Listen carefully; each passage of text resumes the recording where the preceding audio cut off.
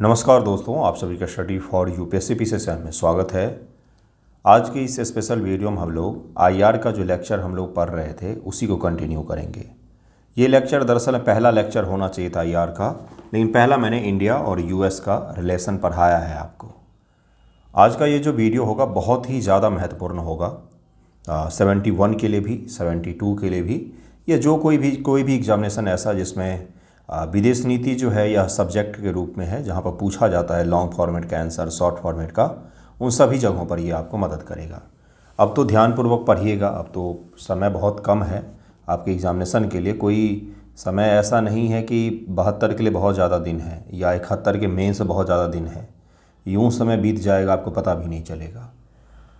तो आईआर जो होता है उसको किस प्रकार से पढ़ा जाता है, क्या क्या उसमें डायमेंशंस हो सकते हैं और किस प्रकार से उसमें किसी भी सवाल को तोड़ करके लिखा जाता है, इसको हम लोग समझने का प्रयास करेंगे। बेसिक इंट्रोडक्शन दूंगा मैं ताकि आपको समझ में आए कि भाई क्या होता है आईआर। बहुत अच्छे तरीके से आपको समझ में आएगा। जब वीडियो एंड होगा तो मुझे पता है आपका बिल्कुल क्लियर हो जाएगा एक टॉपिक। दूसरा जो है कि इंडियन फॉरेन पॉलिसी की क्या क्या चैलेंजेज हैं, इसको हम लोग आज एड्रेस करेंगे, देखेंगे कि क्या क्या है। पहले तो समझेंगे, उसके बाद से देखेंगे इसका समाधान क्या हो सकता है। क्योंकि आज के दौर में अगर हम लोग देखें पूरे दुनिया को, तो हमारी फॉरेन पॉलिसी बहुत सारे चैलेंजेस से गुजर रही है, तो उसको हम लोग समझने का प्रयास करेंगे। क्या होता है आईआर? तो देखिए, कोई भी संप्रभु देश होता है। संप्रभुता यहाँ पर मैंने एक शब्द यूज किया, सॉवरेन जिसको कहा जाता है। वीडियो बाइलिंगुअल ही होगा। सॉवरेन अगर कोई भी देश होता है तो उसका किसी भी बाह्य देश के साथ जो संबंध बनाने के तरीके होते हैं, पॉलिसीज़ होती है, कुछ उनके वैल्यूज सिस्टम होते हैं, जिसके आधार पर वो किसी भी दुनिया के देश के साथ में अपने संबंधों को आगे बढ़ाते हैं, उसी को इंटरनेशनल रिलेशन कहा जाता है, विदेश नीति कहा जाता है। विदेश नीति क्या होता है कि विदेश के जो दूसरे देश हैं, हमारे अलावा जो दूसरे देश हैं, उनके संबंध हमारे किस प्रकार से होने चाहिए, किन किन वैल्यूज़ पर आधारित होना चाहिए। अभी मैंने एक शब्द यूज किया था, किन किन वैल्यूज़ पर आधारित होना चाहिए, क्या क्या चीज़ें हमारे विदेश नीति में मायने रखती हैं, हमारा विदेश नीति को लेकर के उद्देश्य क्या है, संबंधों को लेकर के उद्देश्य क्या है, हमारा वैल्यू सिस्टम क्या है, हमारे लिए क्या क्या मायने रखता है। इन सभी को कलेक्टिव रूप से कह दिया जाता है foreign system, foreign relation. Indian foreign relation जो है वो इसी को कहा जाता है। दरअसल में अगर कोई देश संप्रभु है तो संप्रभुता का तात्पर्य ही होता है कि विश्व के बाकी देशों के साथ अपने शर्तों के हिसाब से संबंधों को बना पाए, या खुद के 100% अपने डिसीजन के आधार पर किसी देश के साथ संबंधों को बना पाए। अगर कोई देश वास्तविक तौर पर सॉवरेन है तो उसका तात्पर्य ही यही होता है। अगर कोई देश, ये किसका कथन है? तो पंडित नेहरू जी का कथन है, जिसमें उन्होंने कहा कि सॉवरेनिटी का मतलब ही होता है कि फॉरेन रिलेशन जो है आपके वो स्वतंत्र होना चाहिए। अगर एक बार वो आपके हाथों से चला गया तो बाकी तो सब कुछ इंटरनल पॉलिटिक्स है। ये उन्हीं का कथन है। कहाँ पर मिलेगा आपको इस तरह के बेसिक चीज़ें? तो एनसीईआरटी 12th की जो है पॉलिटी की बुक, जिसमें है स्वतंत्र आधुनिक विश्व की राजनीति, आधुनिक विश्व की राजनीति, इसी प्रकार से कुछ नाम है जो आप पढ़ेंगे तो 12th में आपको मिल जाएगा आईआर की किताब। एनसीईआरटी की मैं बात कर रहा हूँ। तो आईआर में एक जो मूल तत्व होता है वो होता है कि जब भी कोई रिलेशन होता है आईआर में एक कंट्री से दूसरे कंट्री में, तो इसमें कभी भी इमोशनल जो चीज़ें होती हैं उसको जगह नहीं दी जाती हैं। कोई भी कभी भी संबंधों को भावनात्मक आधार पर कभी भी स्थापित नहीं किया जाता है। केवल और केवल एक ही चीज़ होता है, वो है अपने इंटरेस्ट और उनके इंटरेस्ट, यानी कि गिव एंड टेक का रिलेशन होता है। एक हाथ से देना, दूसरे हाथ से लेने का संबंध होता है। इसके अलावा बहुत सारे फैक्टर्स होते हैं जिसको हम लोग समझने का प्रयास करेंगे। देखिए, बेसिक चीज़ क्या होता है? भारतीय विदेश नीति वह दिशा निर्देश है जिससे भारत अन्य देशों के साथ में संबंध बनाता है। दिशा निर्देश का मतलब कुछ हमारे ऐसे हमने पैरामीटर डिसाइड करके रखा हुआ है कि हमें किन आधारों पर किसी भी देश के साथ में संबंधों को आगे बढ़ाना है और किन आधारों पर हम कभी भी कॉम्प्रोमाइज़ नहीं कर सकते किसी भी हमारे विदेश नीति के संबंधों के मायने में। मुख्य उद्देश्य क्या है? हर चीज़ का उद्देश्य होता है, हर नीति का एक उद्देश्य होता है। तो हमारी फॉरेन पॉलिसी का उद्देश्य क्या है? हमारी फॉरेन पॉलिसी की जो शुरुआत मानी जाती है वो आज़ाद होने के पश्चात ही होगा, क्योंकि उससे पहले हम सॉवरेन थे ही नहीं। पहले सॉवरेनिटी आती है, देन एफआर आता है, फॉरेन रिलेशंस आते हैं।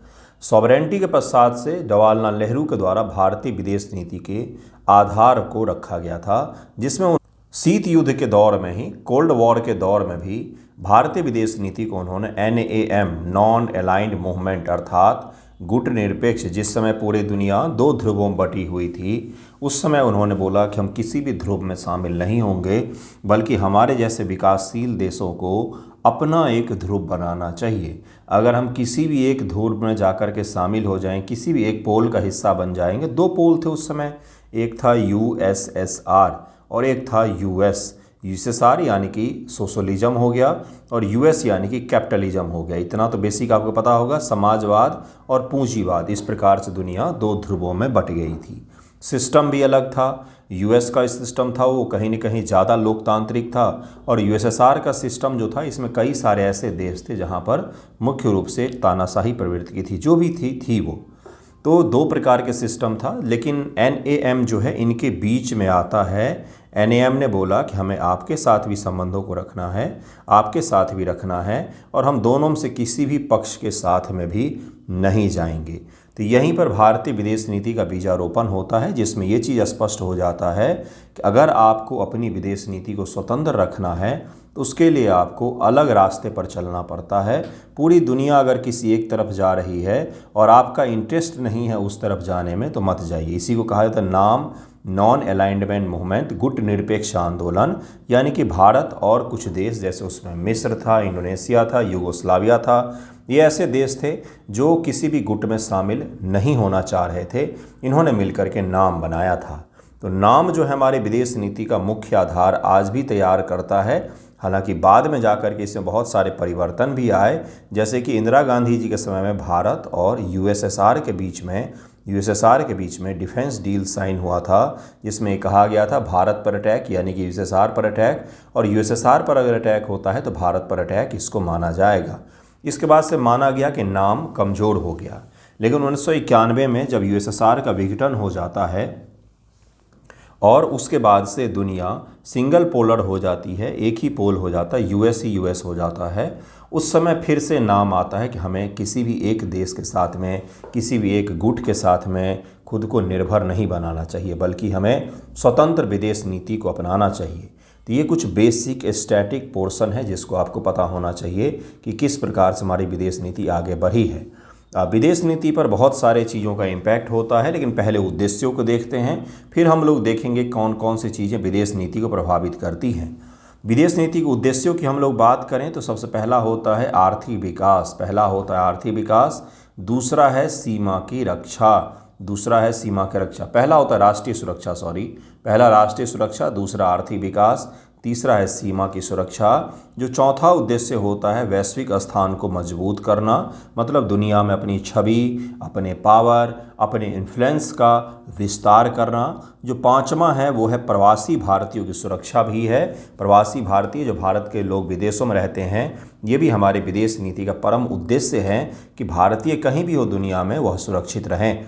अगला जो छठा उद्देश्य है वह है बहुपक्षीय बहुध्रुवीय विश्व व्यवस्था का समर्थन। हमेशा ही भारत ने मल्टीपोलर वर्ल्ड ऑर्डर को समर्थन दिया है। मल्टीपोलर का तात्पर्य होता है कि एक अमेरिका और एक रूस जो है यही ध्रुव नहीं होंगे, बल्कि चीन भी एक ध्रुव हो सकता है, भारत भी हो सकता है, दक्षिण दक्षिण सहयोग भी एक ध्रुव हो सकता है, G20 भी हो सकता है, ब्रिक्स भी हो सकता है। यानी कि दुनिया में पावर और इन्फ्लुएंस जो है ये कहीं पर भी केंद्रित नहीं होना चाहिए, बल्कि यह विकेंद्रित होना चाहिए, डिसेंट्रलाइज फॉर्मेट में होना चाहिए, जिसके कारण से किसी भी गुट के द्वारा मोनोपोली ना बने और किसी भी दूसरे देश पर कोई भी चीज़ थोपा ना जाए। बिल्कुल क्रिस्टल क्लियर रखिएगा, ये इसलिए ज़रूरी है ताकि आप लिख सकें।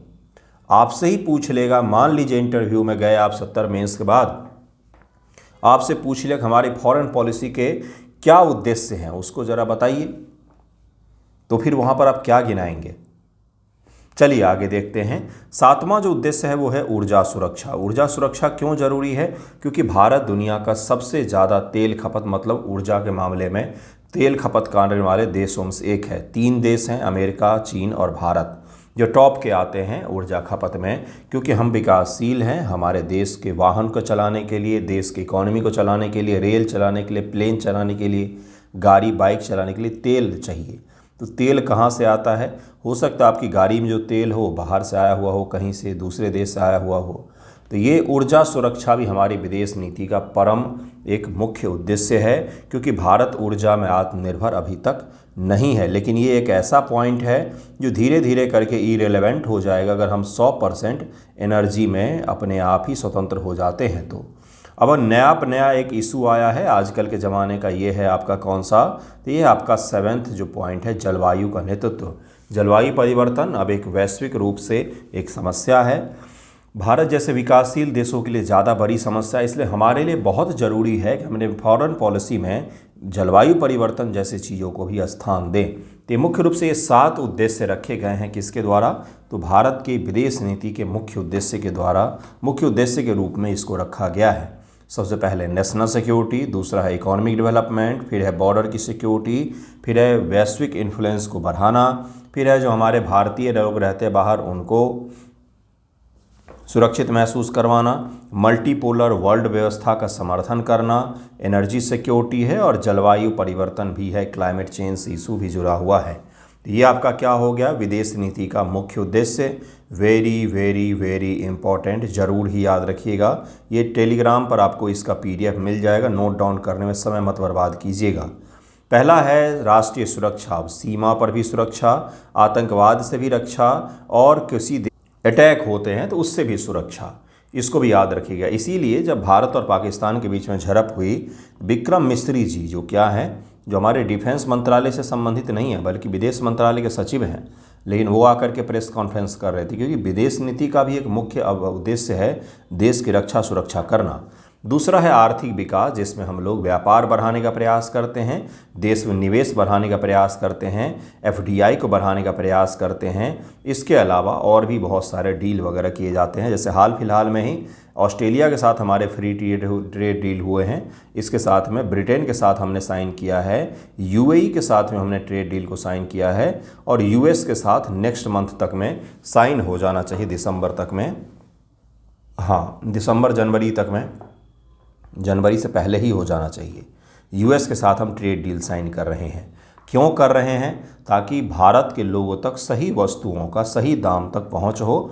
भारतीय बाजार जो है विदेशी वस्तुओं के लिए डंपिंग यार्ड न बन जाए। इसके कारण से हमें ट्रेड डील करना पड़ता है कि हम आपसे जितना हमें ज़रूरत होगा उतना हम खरीदेंगे, आप भी हमसे उतना ही खरीदो जितना आपको ज़रूरत है। तो दूसरा जो उद्देश्य होता है वो रहता है आर्थिक विकास। तीसरा है सीमा की रक्षा। सीमा की रक्षा कैसे भाई?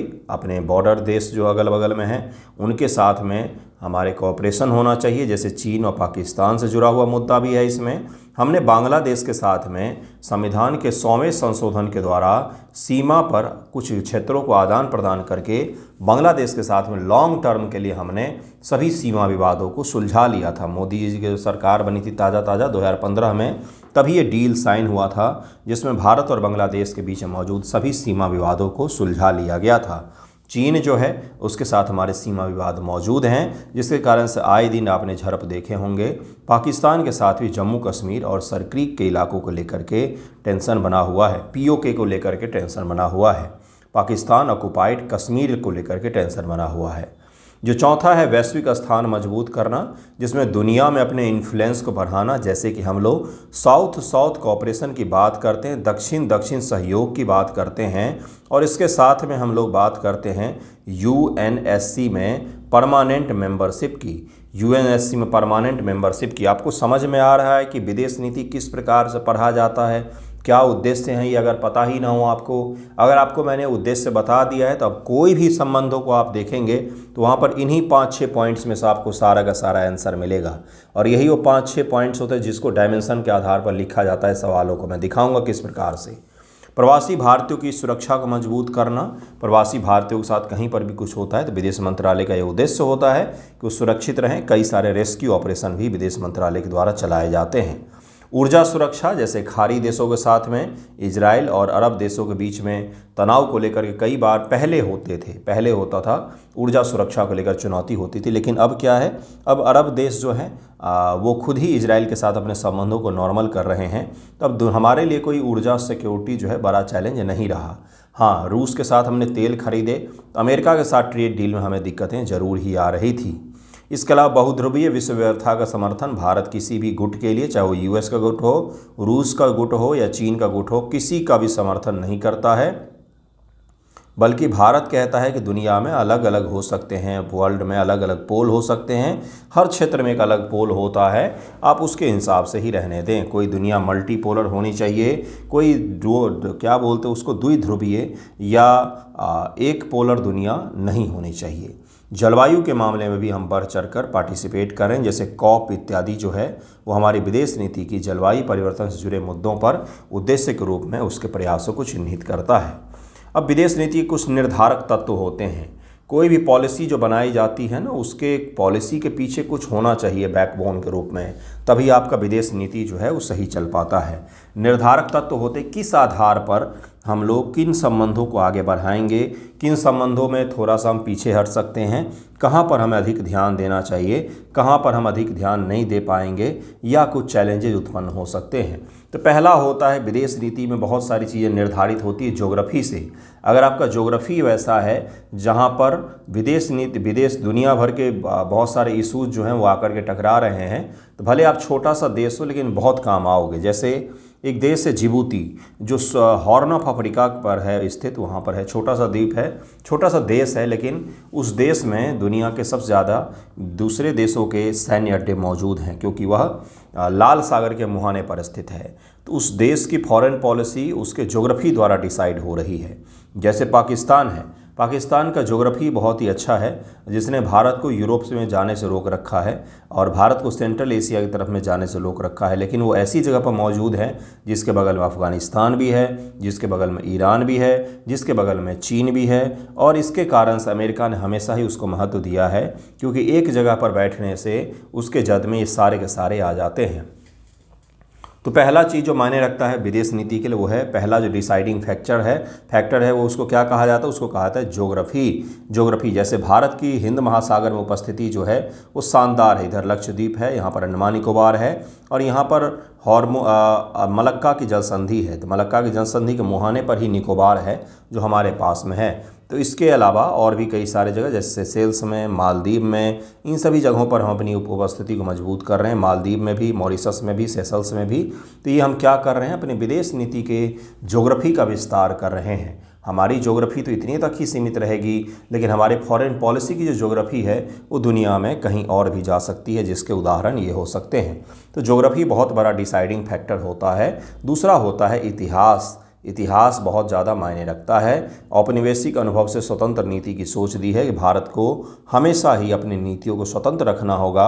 अमेरिका ने बहुत दबाव बनाए भारत पर कि आप ये करो, आप वो करो हमारे हिसाब से, लेकिन हमने नहीं किया।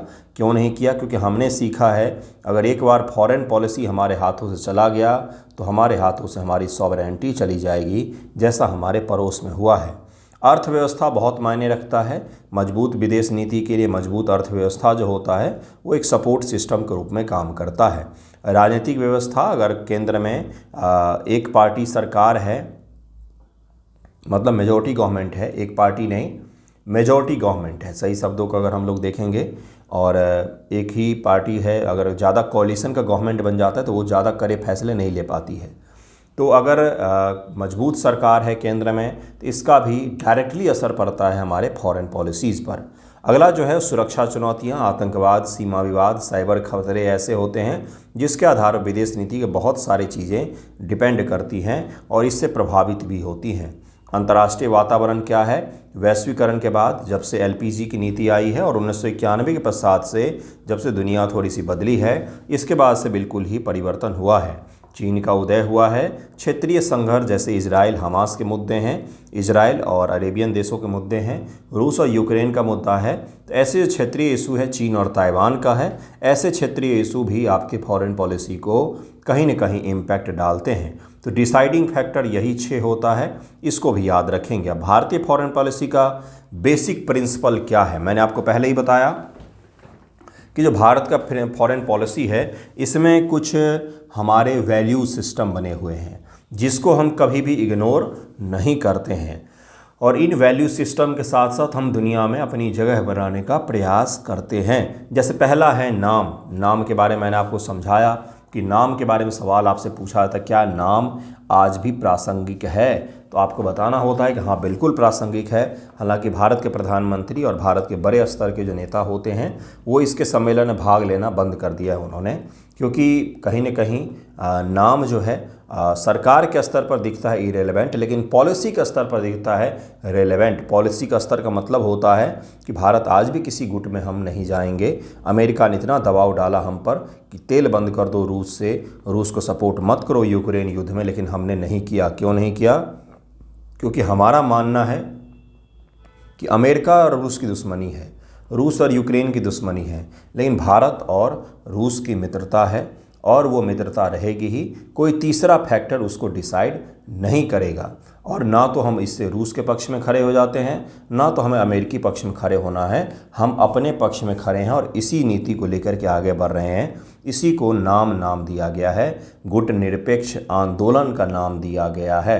तो इसको ज़रूर याद रखिएगा। पहला वैल्यू सिस्टम हमारा यही है, पहला यही है। दूसरा है शांतिपूर्व सह अस्तित्व, यानी कि हम दुनिया पर वॉर, हम दुनिया में अशांति, हम दुनिया में हथियारों की खरीद बिक्री इत्यादि से थोड़ा सा परहेज करते हैं। जहाँ पर भी अशांति उत्पन्न करने के प्रयास हो, हथियार बेचते हैं हम, लेकिन हम गवर्नमेंट को हथियार बेचते हैं। ऐसी सरकारें जो स्थिर होती, जिनके साथ हमारे संबंध सही होते हैं। हम दुनिया में युद्धों में पार्टिसिपेट नहीं करते हैं।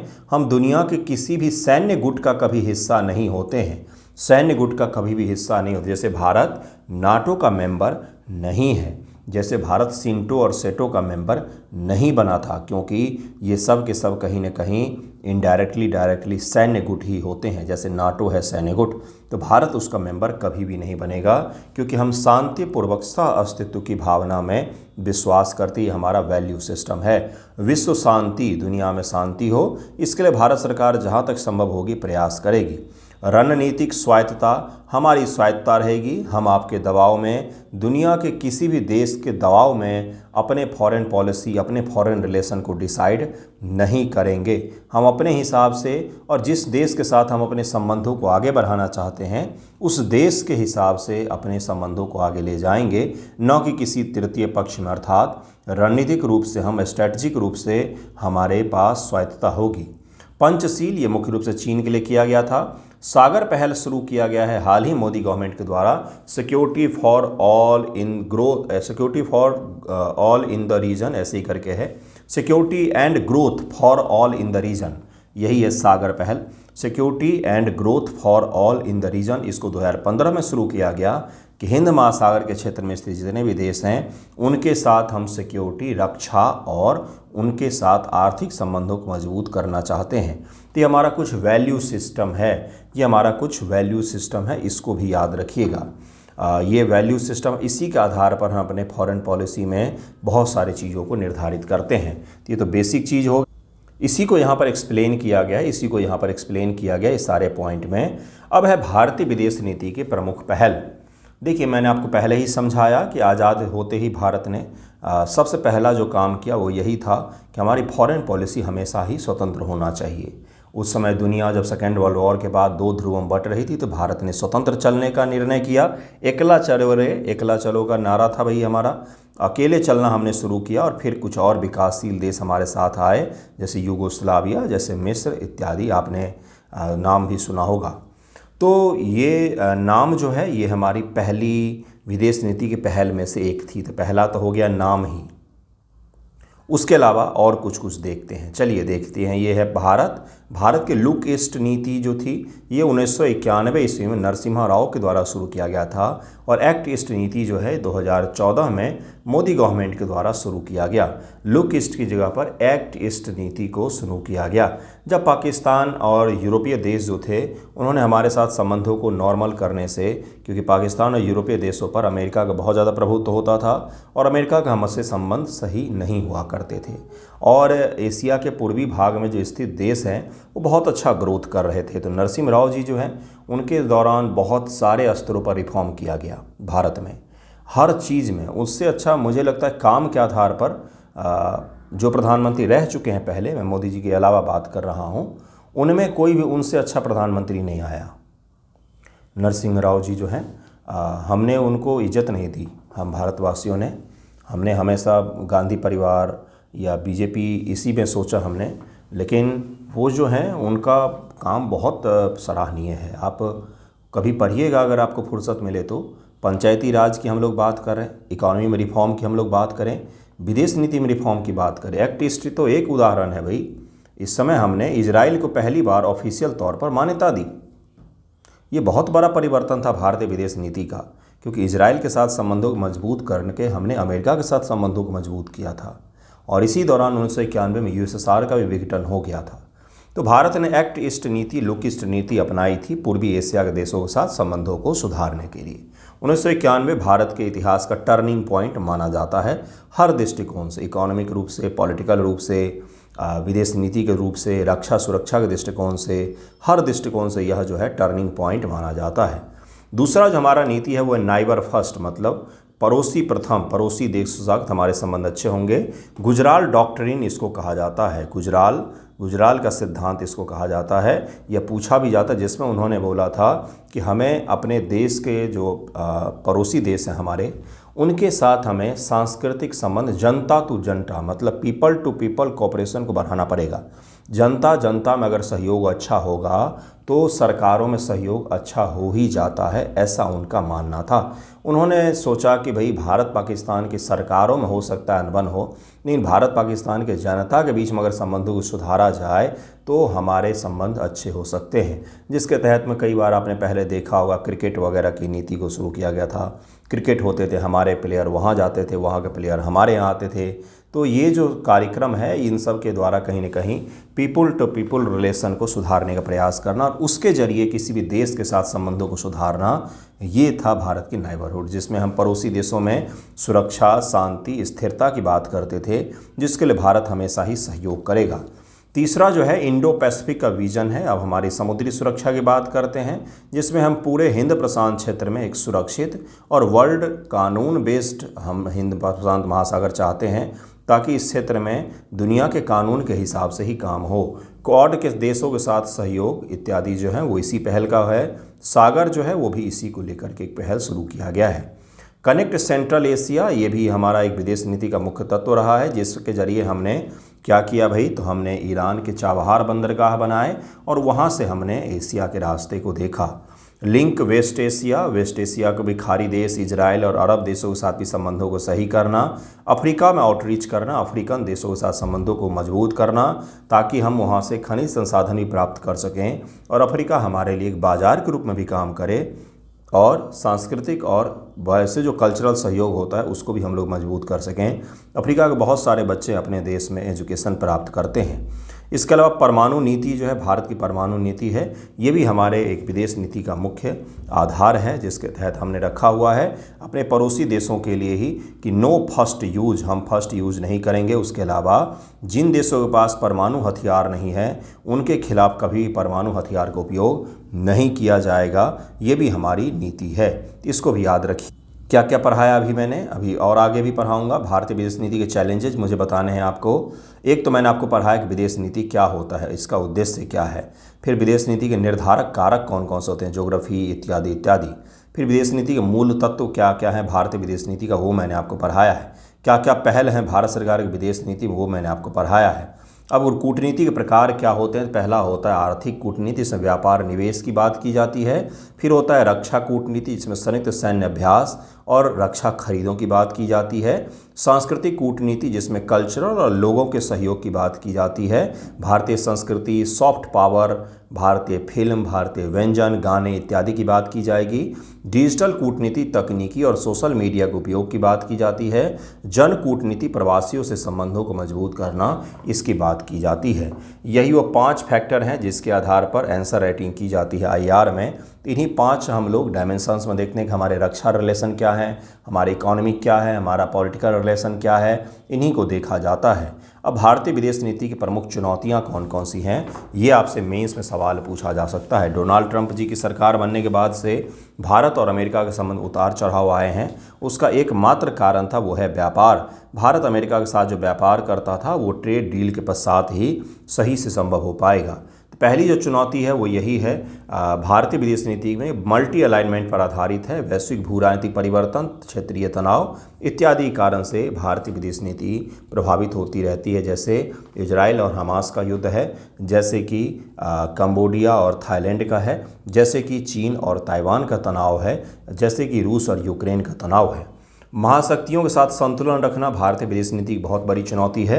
अमेरिका के साथ संबंधों को प्रगाढ़ करने जाते हैं तो रूस और पाकिस्तान के संबंध बनने लग जाते हैं, और अगर हम रूस के साथ संबंधों को प्रगाढ़ करने जाते हैं तो अमेरिका और पाकिस्तान के साथ संबंध बनने लग जाते हैं। वहीं पर चीन के साथ भी हमें संबंधों को बैलेंस करना पड़ेगा। तो ये जो बड़ी बड़ी शक्तियाँ उत्पन्न हुई हैं, इनके साथ हमें संबंधों को हमेशा ही बैलेंस करके चलना पड़ता है, और हमेशा ही हमारा एक ही सहारा होता है, वो है NAM, नॉन अलाइंड मूवमेंट। हम किसी भी देश के साथ नहीं हैं और हम सब के साथ में हैं। यही हमारा मुख्य यहाँ पर समाधान के रूप में होगा इसका। पड़ोसी देशों पर कम प्रभाव, जैसे बांग्लादेश शासन सत्ता परिवर्तन हो गया और उसके पाकिस्तान के साथ में बहुत अच्छे संबंध बन रहे हैं। जैसे श्रीलंका, इसमें चीन के साथ संबंधों को डेवलप किया। जैसे कि मालदीव, इसका भी चीन के साथ संबंध है लेकिन भारत के साथ भी है। इस प्रकार के जो देश हमारे अगल बगल में हैं, वहाँ पर बाहरी देशों का प्रभाव ज़्यादा हो रहा है, जिससे हमारे लिए एक क्या हो सकता है, सिक्योरिटी चैलेंजेज उत्पन्न हो सकते हैं। आर्थिक और व्यापारिक दबाव भी है हमारे ऊपर। जैसे अगर भारत के व्यापार को कठिन कर दिया जाएगा US के साथ में, तो हमारे सामान वहाँ पर कंपटीशन से बाहर हो जाएंगे। तो ये भी हमारे ऊपर दबाव बनता है कि वियतनाम, बांग्लादेश जैसे जो देश हैं, उनके साथ हमारे सामानों को कंपटीशन मिलता है, क्योंकि उनके सामान US में सस्ते बिकते हैं। वहीं पर हमारे जो सामान हैं व्यापार के कारण से, ट्रेड पर लगाए गए टैरिफ के कारण से कठिन महंगे बिकते हैं। आतंकवाद और क्षेत्रीय सुरक्षा पर वैश्विक प्रतिक्रिया की कमी, जम्मू कश्मीर में इत्यादि जैसे जगहों पर ढेरों आतंकवादी हमले होते हैं, लेकिन उस पर अभी भी वैश्विक में सही तरीके से प्रतिक्रिया नहीं आ पाती है, जो हमारे लिए कहीं न कहीं चुनौती है और विश्वास की भी कमी को दर्शाता है।